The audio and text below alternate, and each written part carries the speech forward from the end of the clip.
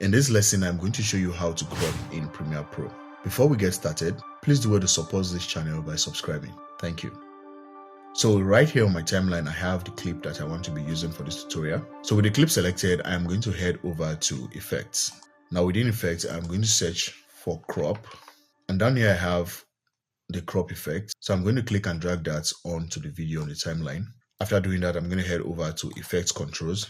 Now within Effects Controls, I see the crop effects. Now under the crop effects, I have these elements down here. I have the left. So if I play with the values right here, the left values, you see that the further I increase the value, you see that it cuts away the left part of the clip. So I'm going to bring this back. So I can do the same thing to the top value right here. Yeah, I have the right value.